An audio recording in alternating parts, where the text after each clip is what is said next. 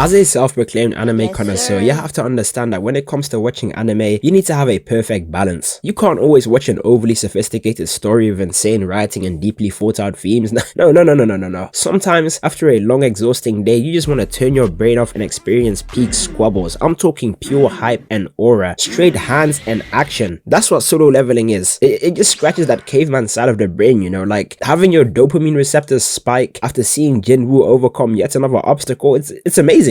He was whipping up aura in a cow, straight fight scenes and animation, actual aura, like, yes, actual aura in a cow.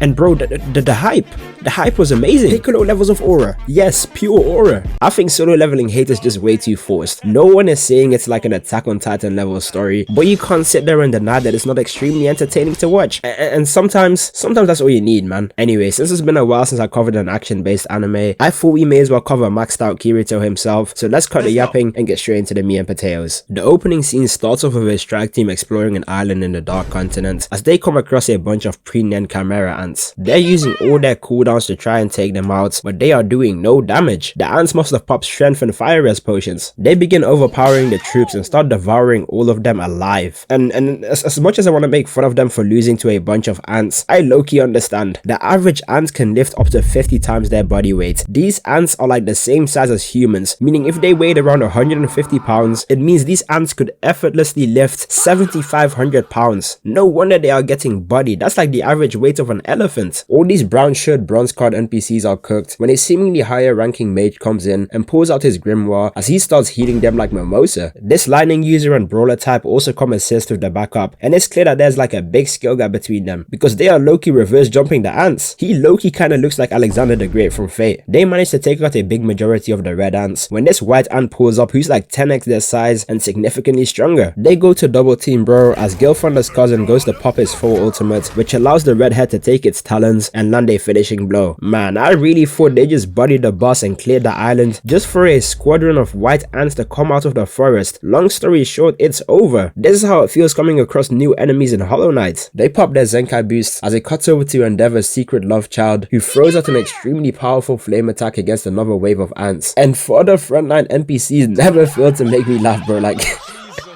you just saw one of your top soldiers throw out a Natsu level nuke that didn't phase the white ants one bit, so you decided to charge in for the attack with your grey loot? This is like trying to fight a lion with a stick in Breath of the Wild. But before we can get back into the meat and potatoes, I got something for the people who love anime styled video games. Allow me to introduce you to today's video sponsor, Azurlane, the free-to-play naval warfare game on iOS and Android that's celebrating its 8th anniversary. It mixes RPG progression, strategy, and side-scrolling shooter gameplay, so you can build a fleet of up to 6 ship girls and even let the AI handle the battles or take control yourself. And the timing to get into this game is actually perfect because their brand new anniversary event, Depths of the Astrarium, is live. It introduces 5 new Eagle Union ship girls, including 3 super rares, plus you can recruit Colette for free just by playing through the event. And there are also a bunch of brand new live 2D and dynamic skins available during this event. They are even giving away some huge anniversary rewards. All players can grab 900 gems, a promised ring, and plenty of other resources to help kickstart their accounts. All you gotta do is redeem the gift codes on screen whilst they are active. So if you want to jump in, click the link in the description, download Azurlane, claim your anniversary rewards, and let me know which ship girl you're pulling for first. You end up getting a quick lore drop. Around a decade ago, these portals called gates started spawning in all over the world and were filled with magical creatures that were immune to conventional weapons like guns. Only a few individuals who awakened with special powers called hunters were able to take them down. Each hunter has an assigned rank based on their power level. You've got S, A, B, C, D, and E, with E being the weakest. If you're on E rank, you're basically just a regular human being on roids. The only thing is that you cannot improve your strength with training, no matter what you do. Your power level is set in stone from the day you awaken, so you're basically cooked if you get a low rank. That brings us back to present day, where we get to meet our main character Sung Jinwoo, whose nickname is literally the weakest hunter in all mankind. He's considered weak even amongst E ranks. He pulls up to a game mission to try and clear it for some extra cash,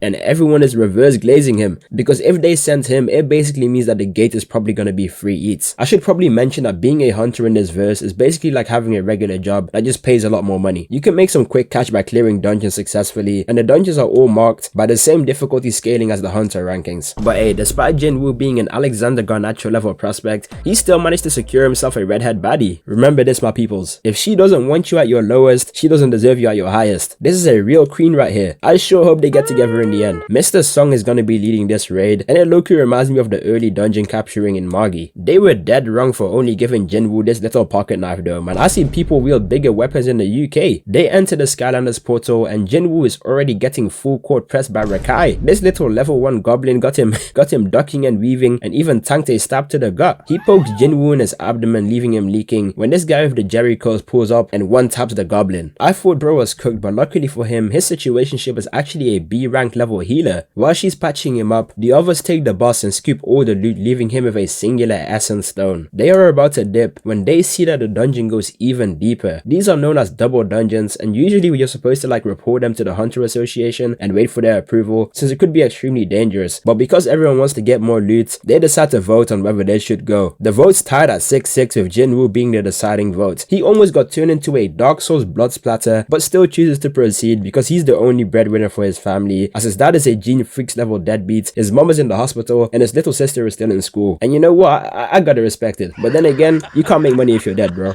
They begin walking down the tunnel when they come across this giant door, and as a professional From Software enjoyer, my spidey senses would have started tingling. A door this big, with no save point in sight? Go ahead and wrap it up. This is how my dumbass randomly ended up in Kaled in my first Elden Ring playthrough. They go in, and this place screams nothing but boss room. It's a big open area surrounded by a bunch of giant statues and markings. The giant door shuts on them when this guy tries to leave the party, just for one of the statues to begin moving and turn bro into Satoru Gojo. Damn, he was a D rank and got perception blitzed. Jinwoo is cooked. All the statues in the arena are alive, meaning that this isn't actually a D rank dungeon, but the difficulty level is in fact much higher. Hey bro, this is what they get for trying to be Dora the Explorer. I would have been at the nearest 7-Eleven buying one of them onigiri rice balls right now. We end up getting a flashback where Jinwoo explains that because he's always in survival mode, his spidey sense skills are like higher than everyone else's, which allows him to sense danger before people who are stronger than him actually do. He tries to warn the others to get down, but it's too late as the giant statue turns into Cyclops and eviscerates half the party out of existence. This man genuinely got Thanos snapped. Like bro,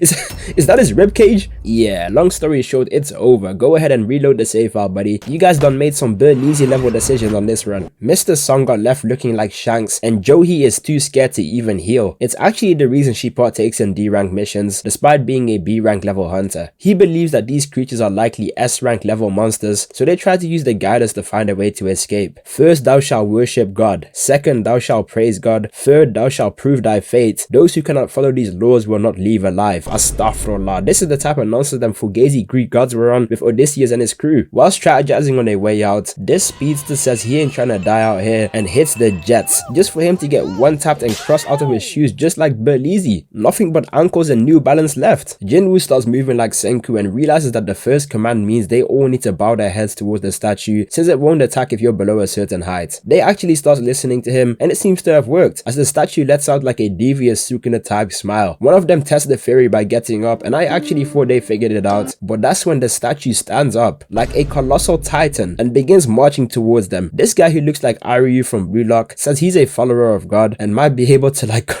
converse with the creature, but as he gets down on his knees and begins praying, the statue hits him with the Eren Yeager rumbling special. This is genuinely horrifying. Each and every single one of them is getting done the absolute worst way possible. Even Jigsaw wouldn't do this to his victims. Jinwoo locks in and comes to the conclusion that the statues with the instruments won't attack you, as he relays the info to the rest of the group. It seems to have worked, but sadly it's only one person per statue, so he makes a run for another one. He's getting hawked down and tossed around, but even though he's on like 10 HP, he barely makes it, which causes the main statue to sit back down. Joo Hee runs over to him as we come to the realization that Jinwoo has been left looking like Hiccup. She tries to heal him, but she isn't strong enough to regrow a lost limb. The statue raises an altar when Jinwoo explains that the final ritual is a sacrifice. This guy instantly wants to sacrifice the leader because he lost his day one, and I'm not gonna lie, get the fuck out of here. Wah. If it isn't the consequences of your own actions, you were the one who pushed everyone to come in here in the first place. Like, I didn't forget. Everyone who voted in favor of coming in is to blame. Mr. Song Song takes it on the chin though and walks towards the altar as one flame lights up. Not sure what went wrong, they all walk towards the altar as more flames light up, meaning they all need to go in too. And for the third time, Jinwoo was once again correct, because the door has indeed opened, but at the same time the smaller statues all started closing in on the altar. I thought they were all cooked, but it's basically like red light, green light. As long as they all keep looking at the statue, it won't move forward. One of the girls says F it though and just hits the jets anyways.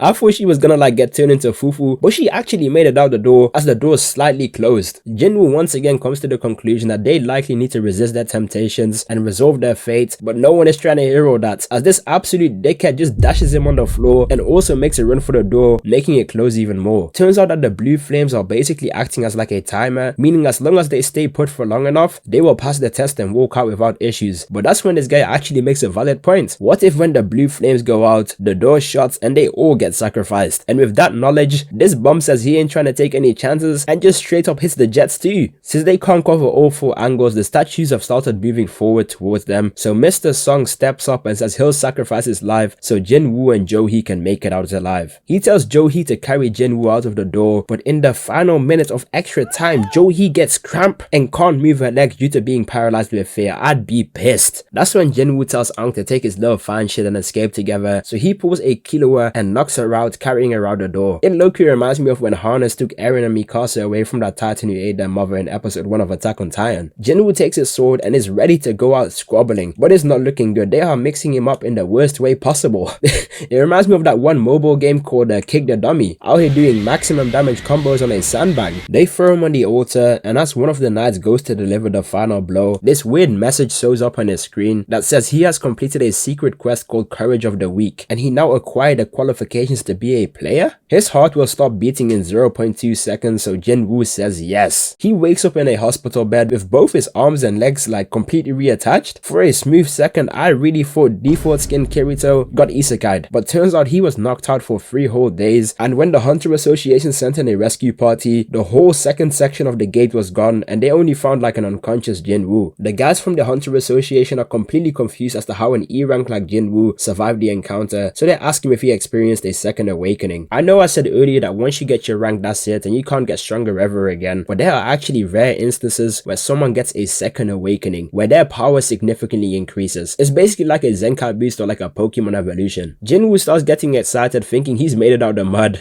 but as they go to reevaluate his rankings, he's still Hadouki's. The 2 agents dip out when Jinwoo is confused as to why they didn't ask about the giant screen in front of him. His sister Gina comes in and checks on him when he confirms that only he can see it. She dips out as he starts playing around with the interface, and to keep a long story short, after he got boomed in the dungeon, I'm guessing that statue gave him this interface where he could like grind XP and quest and improve his stats. It's basically like a video game. My Elden Ring comparison from earlier is aging nicely. The first quest he gets is to do 100 push-ups, 100 sit-ups, 100 squats, and a 10-kilometer... Hold up, wait a minute. This is just Saitama's training plan. Next thing you know, he's gonna be bald. The system warns him that if he doesn't do his daily quest, he'll incur a penalty, but Jinwoo ain't trying to hear all that, so decides to just chill in his bed and goon all day. But as it hits midnight, and the quest still hasn't been completed, he gets TP'd into Jahannam, where he starts to get chased by a giant human centipede. He needs to survive for 4 hours straight against this Dune-level sandworm. He barely makes it back alive, and realizes that whatever this system thing is real, and he should probably follow his orders. A few more days go by, and he continues doing his daily quest, which allows him to increase his stats, and like a true Dark Souls enjoyer,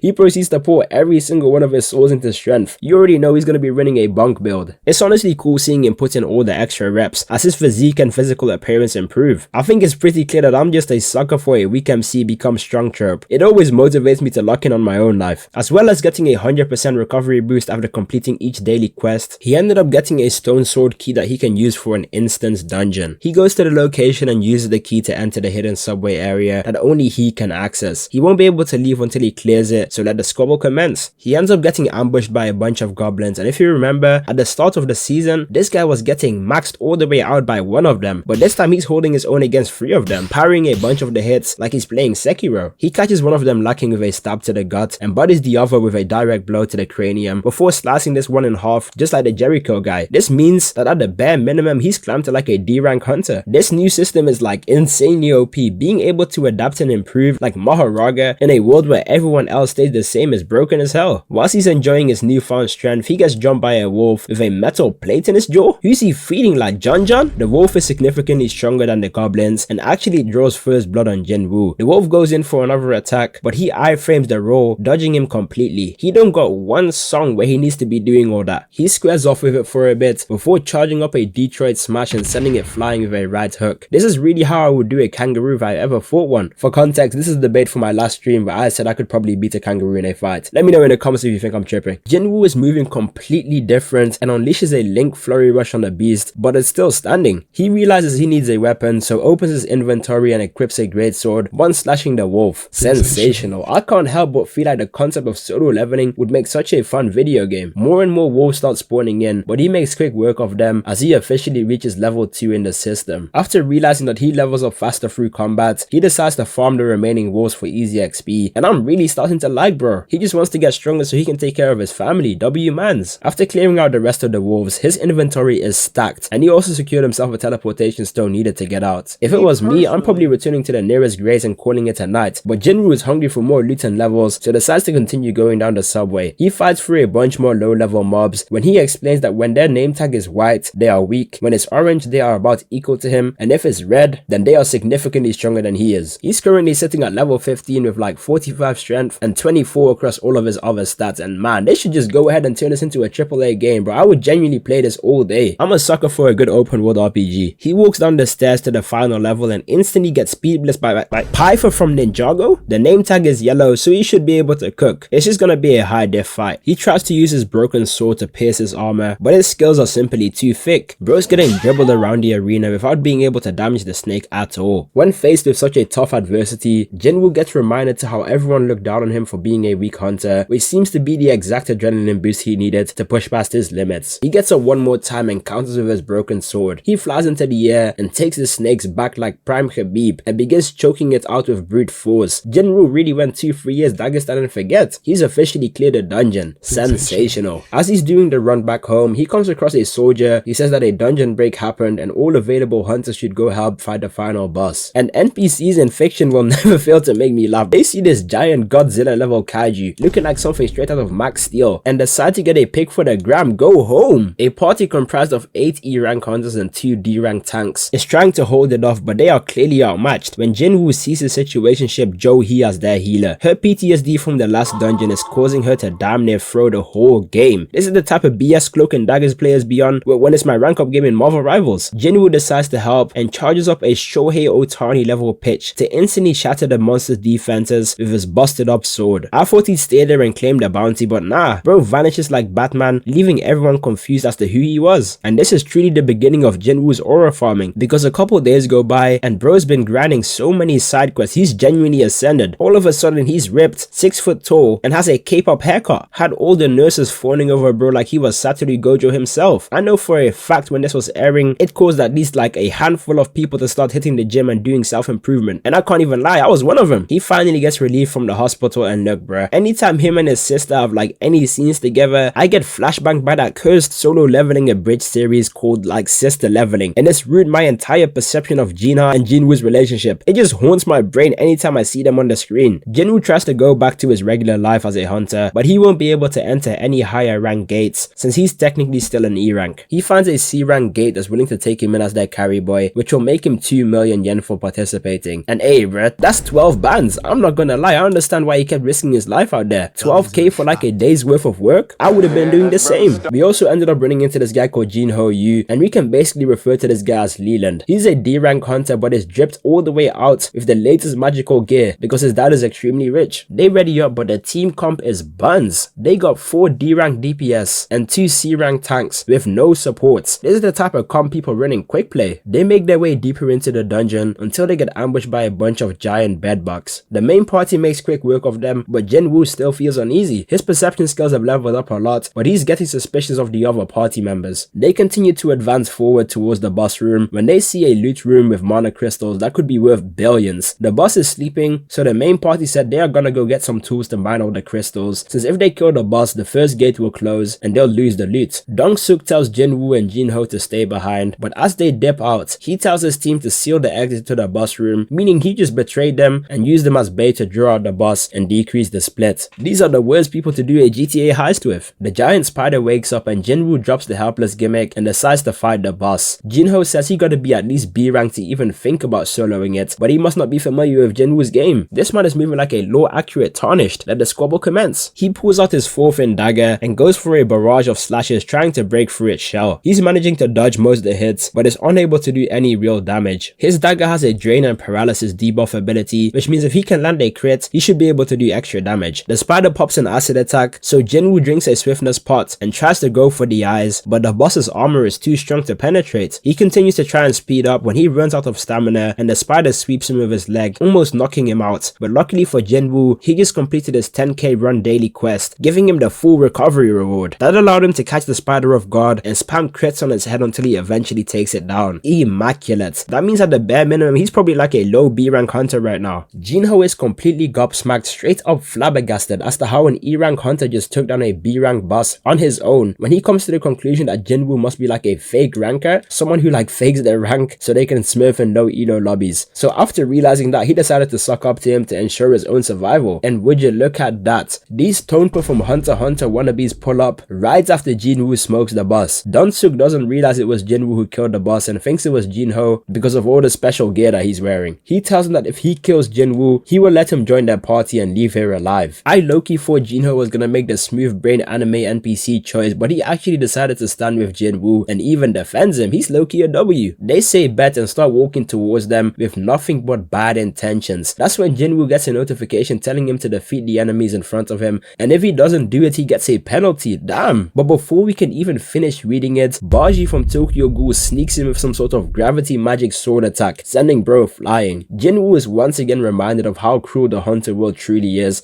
and gets up looking like King Von. They are still trash talking him when Jinwoo gets active and slices this guy's head smooth off before parrying all the arrows and perception blitzing 2 of them, using his status effect to finish them off. He genuinely starts moving like Madara versus the Ninja Alliance, single-handedly no-diffing 5 of them till it's only Dong-suk left. He realizes Jinwoo was the one who took out the spider as he goes Kaioken times 10, but 10 times 1 is still only 10, as Jinwoo genuinely full palms his head into the ground as if he's fighting his little bro. Dong-suk starts begging for his life, but Jinwoo is not trying to hear all that. He's on murder timing. He guts to get his get back as he decapitates bro with one swing. His emotions must be going numb the stronger he gets. He doesn't question it too much though, since he needs to remain strong for his family, but this is the second time he managed to make it out alive of a situation he shouldn't have, which puts him on the Hunter Association radar, as well as the fact that this Dong-suk guy was the younger brother of a famous S-rank hunter. His name is Hwan Dong-suk, and bro is convinced that his brother was murdered, so now he wants to get revenge on Jinwoo and Jinho by killing them himself. Hey Jinwoo, I'll mess with you bro, but go ahead and settle that Minecraft mob grinder. I need you to get to S rank as soon as possible. This guy got the same head shape as Sumo from Clarence. He is up to no good. The Jinho kid asks to meet up with Jinwoo again, and long story short, he wants Jinwoo to accompany him on 20 raids so he can officially become a guild master to make his father proud or like something like that. He offers Jinwoo 30 billion yen if he completes 19 more raids with him. What? That's 190 million doubloons, bro. Where do I sign? My kids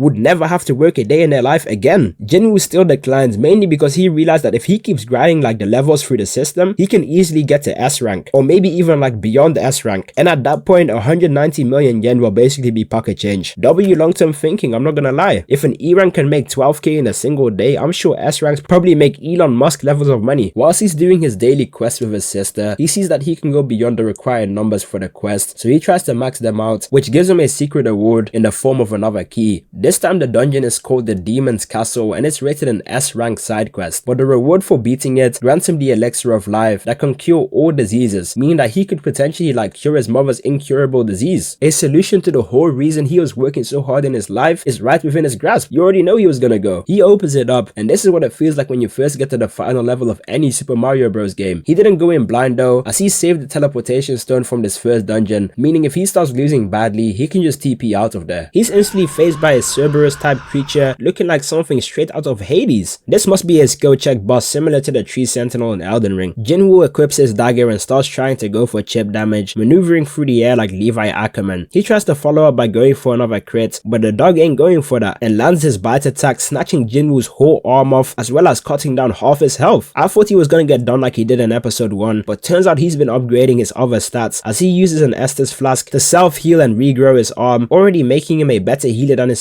situationship Joo Hee. He goes for some chip damage, but Cerberus is landing straight unblockables. I'm talking straight red circle moves, dribbling him across the arena until his health bar is reaching critical. He tried to dip out using the teleportation stone, but he fumbles it the same way Gohan fumbled the Patara earrings, which means he has to fight the boss. He buys some more health potions from the system shop, but that's when he comes across the poison buff the snake dropped when he first defeated it, so he decides to just full risk it and dive in one last time. And the buff must be working because he's genuinely moving like Levi versus the Beast stat and doing straight slash damage. His health bar is slowly reaching 0, but with nothing but grit and determination, looking like an actual psychopath, he relentlessly attacks the Beast, poking it in the eye until he somehow manages to actually take it down with barely any HP left in the tank. The loot for taking down the monster was worth it though, as it dropped the recipe for the elixir of life. He decides not to go into the castle since he'll probably get turned into a hashtag, and decided to go back to home so he can return to finish the level on a later date. W excursion. He really pushed past his limits on this one. After realizing he's still far below S rank level, he decides to accept Jinho's offer on the condition that they are the only two who will clear the dungeons, and they'll hire dummy applicants to fill the remainder of the party. This way he gets the perfect opportunity to XP farm. Jinwoo gets another notification to join a D rank mission, but as he gets there, we see that all the OG people from the disaster dungeon are there, including these absolute bums that abandoned everyone else. I would have had to spin back for that one time. You can't just forgive and forget something like that. Joo Hee is also there, and I'm surprised she hasn't spoken to Jinwoo since the incident. He's literally the reason you guys are still alive. It's kind of weird that so many of the same people got called up for this gate, but anyhow, they are accompanied by 3 substitute hunters, aka hunters who got arrested for crimes and are now being put to work, as well as a B rank hunter association member, Senshiig Kang. So if they happen to act out of body, he should be able to handle them. Mr. Sung takes the lead one more time, and they are all impressed by the fact that Jinwoo is actually holding his own against the goblins. This is really the equivalent of pulling up to a high school reunion in a Lambo after getting bullied the whole time you were there. They get to a freeway crossroad and split into groups of 3. Senshiig Kang goes with the prisoners as they easily clear out the dungeon when we get a flashback to Kang meeting with someone. It's a father whose daughter was assaulted by 3 prison hunters, which drove her to suicide. He basically put a hit on the hunters because he found out that they will eventually be allowed to walk free if they complete enough raids with the Hunter Association. What in the corruption they got going on here? Is this America? They must have got that Donald Trump pardon. Now,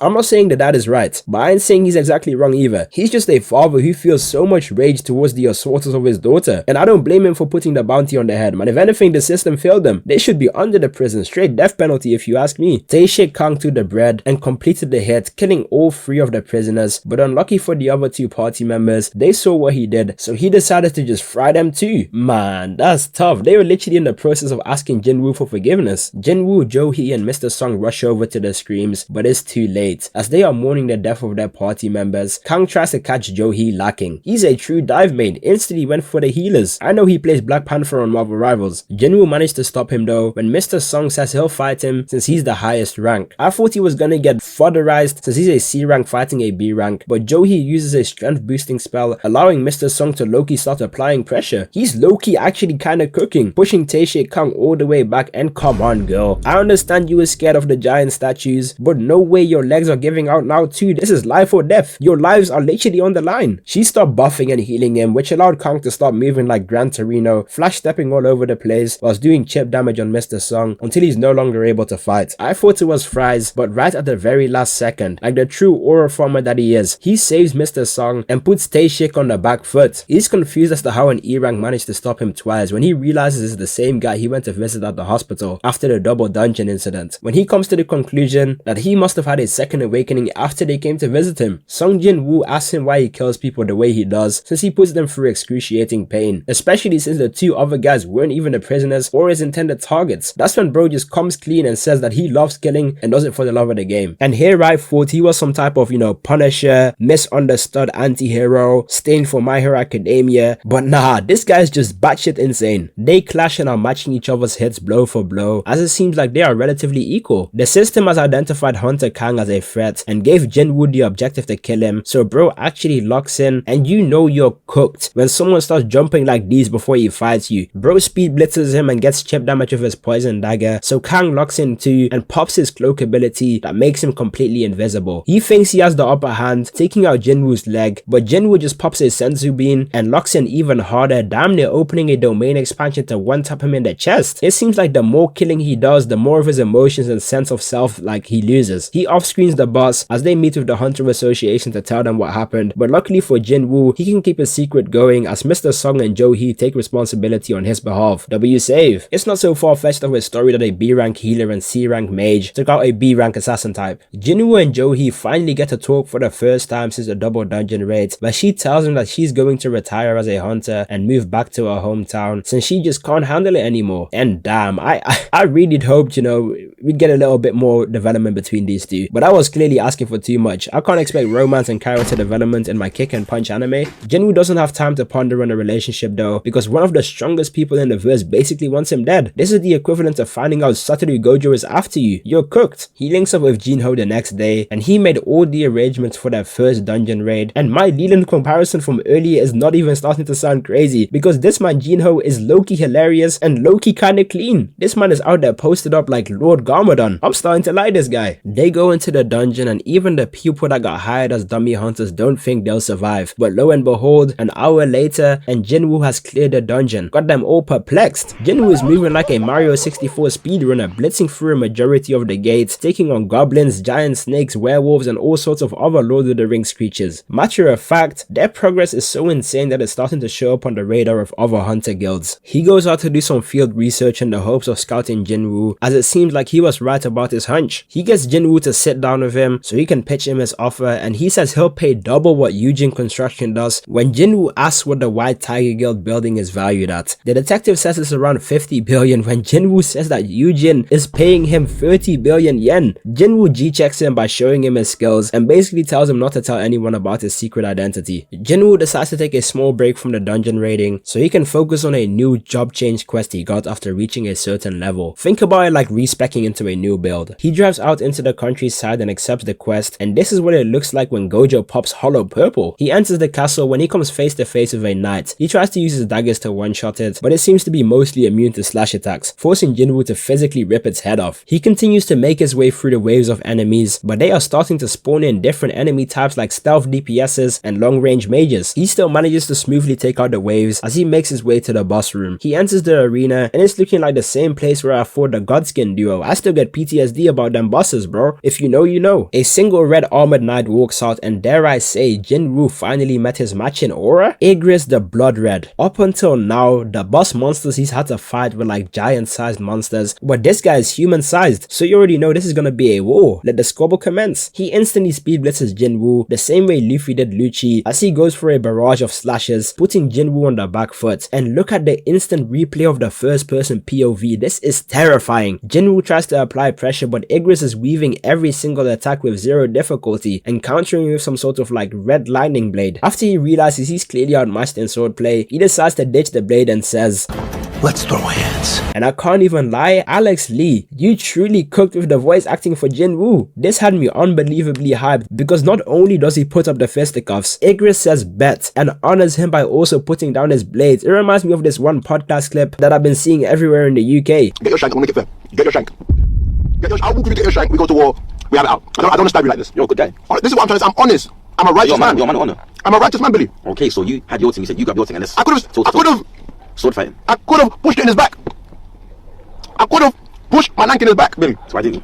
Because I'm a righteous man and I'm fair. So do you not regret not? Most definitely. Igris flash steps into range and Ganondorf command grabs Jinwoo, sending him flying. He closes the distance again and starts unloading haymakers like Yusuke Urameshi. Jinwoo realizes even though he's weaker than him, he can still beat him on speed, so uses the dash ability just for Igris to stand there, unfazed. He launches bro into the air before following up with a projectile attack into a nasty down heavy. This is how it feels to get mixed up in brawlhalla. Jinwoo continues to try and keep up the pressure with relentless attacks as he actually manages to land a hit on Igris' neck, which did nothing but piss him off as he genuinely puts bro in a blender. I have never seen someone get dribbled across the court like this, out here moving like Kyrie. He chases after him with a falcon kick, followed up by a Hulk smash straight into a super Broly special, dragging him across the wall like Goku. Igris is not even fighting no more, one leg of the wrong foot, he's just out here trying shit. Jinwoo is sitting on the throne as it seems like he might be out for the count, but we've been here and done that. He gets that Saiyan Ray jump as he catches Igris' blade and summons his dagger fingers, stabbing Igris in the eye before brute forcing him into a corner and hitting bro with roadman breathing. Second form, why you running bruv? Stabbing Igris so hard in the neck we get impact frames. Absolute cinema. Granted, he only beat Igris because, you know, he caught him off guard and he didn't use his blades. But still, a W is a W. I low-key think Igris let him win though. Call me crazy. Jinwoo is all excited about his loot drops since he gets some new S-rank gear, but he also got a teleportation stone, which usually drops before beating a boss, which means that Igris wasn't the final level. He needs to fight a seemingly infinite wave of lower level mobs, which probably would be fine if he didn't just fight a literal demon. Jinwoo realizes he can't afford to do another full-blown raid, so decides to use the stone, as for a second time it gets knocked out of his hand. Realizing he's fried, he just continues to try and fight till the bitter end when he begins hallucinating all the people that were talking down on him when he was still in E rank. Bro literally had demons talking to him whilst he was on his last legs. The last person he comes face to face with is his old self on some Vinland Saga timing. He has to overcome his past to truly become a new. It is beautiful. Everyone who's ever gone through some sort of metamorphosis in their life where they just like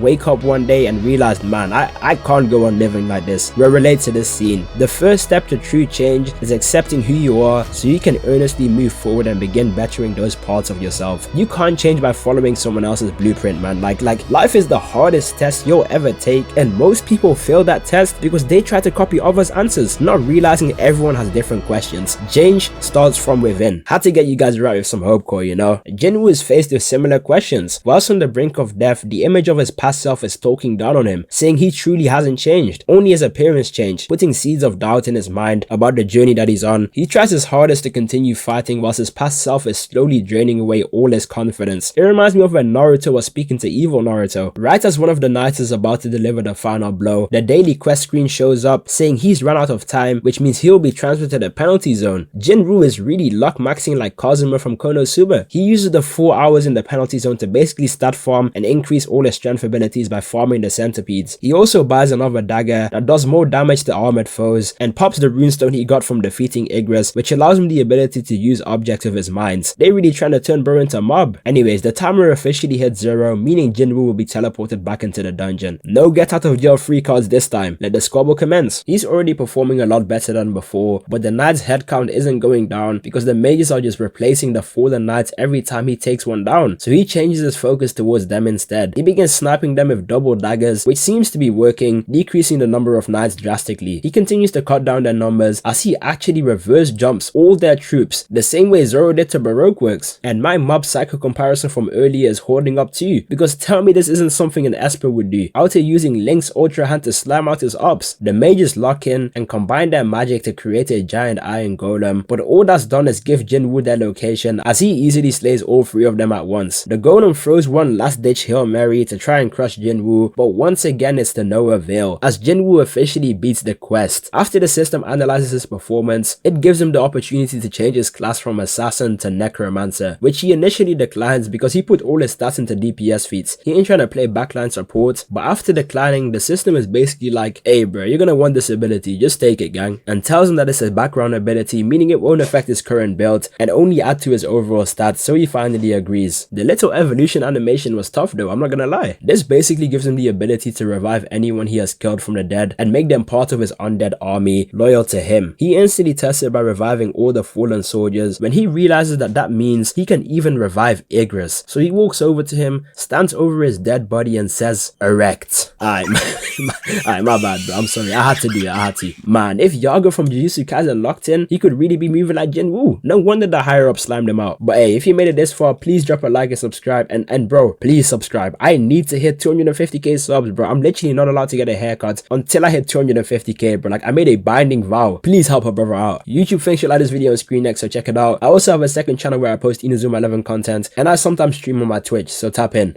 That's it from me. Peace.